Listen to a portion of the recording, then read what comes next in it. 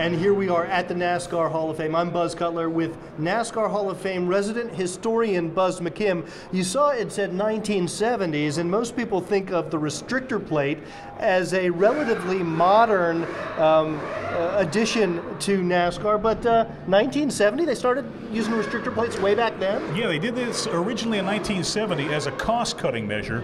What happened was the factory cars, the Dodges and the Fords and all that sort of thing, they were flying. You know, the big blocks, 200-mile-an-hour laps, all this sort of thing. Well, the little independent guys, the guys who made up the field, they were using up all their equipment trying to keep up with the big boys.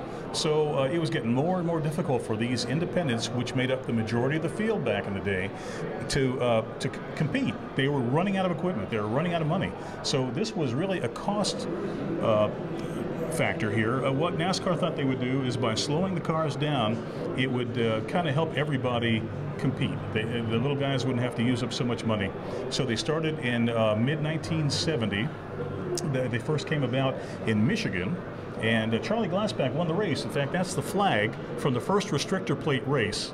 And this is the trophy from the first restrictor plate race right here. Mm-hmm. So it was in existence for about a year or so. And then what happened was the manufacturers were starting to get a little upset with NASCAR, saying, wait a minute, you know, you're slowing us down. We can't show the crowds what our product is capable of doing, because it was the old thing of win on Sunday, sell on Monday.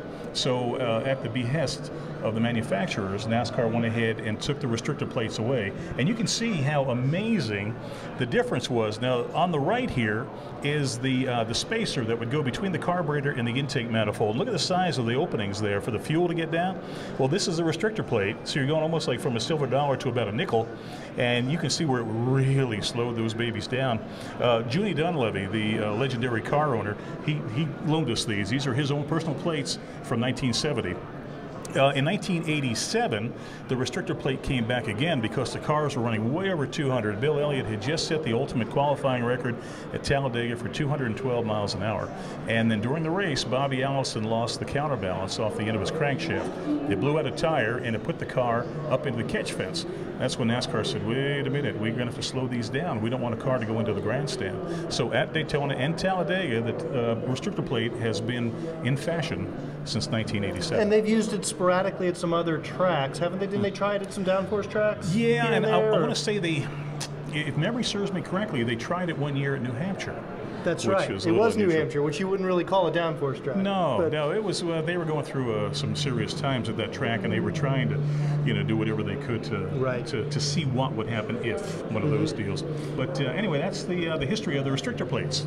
It debuted at Michigan in 1970. Come see it for yourself at the NASCAR Hall of Fame. If you see this guy wandering the halls, make sure you stop him. He's got all the answers. Buz McKim, I'm Buz Cutler. Thanks for watching.